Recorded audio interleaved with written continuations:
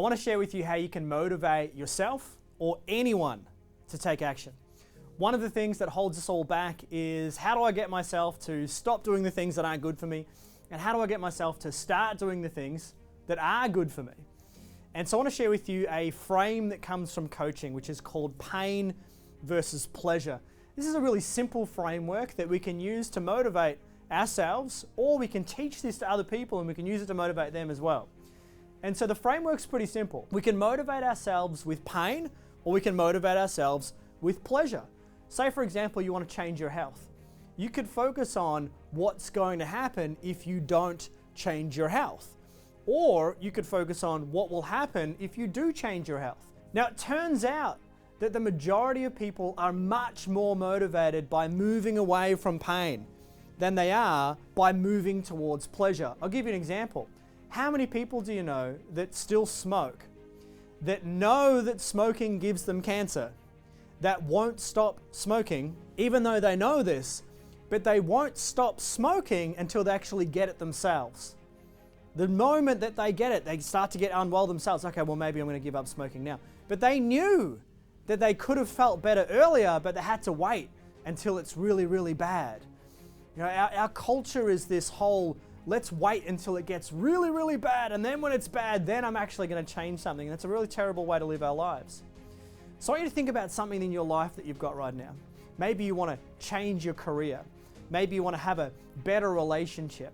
Maybe you want to achieve just some goal in your life right now, and you're holding yourself back. Maybe you're holding yourself back because of fear of the unknown. You don't know what's going to happen, which I totally understand. I want you to have a think about it. Let's go to pleasure first. What will you get if you achieve that goal? Just take a moment and think about it. What will happen in your life? What will be different? How will things shift? Now, see how you feel about that. Is that motivating? Does it give you any kind of oomph to get up and actually do something? Or, let's go the other side. I want you to think about the goal that you've got in your life right now, the thing that you want to achieve. Now I want you to imagine never achieving it. You're not going to achieve it. You're never going to do anything with it. What does that bring up inside you? Now, if it's a goal that you want, it's going to bring up some type of pain around facing never achieving that goal that you've got inside your life. And if you think about that and if you face it, it's going to help you move. Another way to do this is you can face the consequences of not changing. And I'll give you an example. So for me, when I grew up, I noticed that the majority of people around me were unhealthy, unhappy, and unfulfilled. And I saw this in the majority of people around me. And I asked myself, is that what I want? Do I really want to end up being, like for example, now I'm 35. Do I want to be 35 and unfulfilled and unhappy and moving in the wrong direction?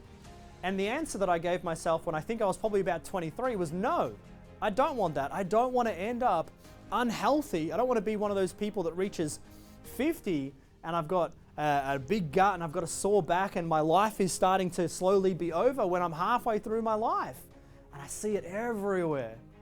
And so I thought to myself, I have to do something different then.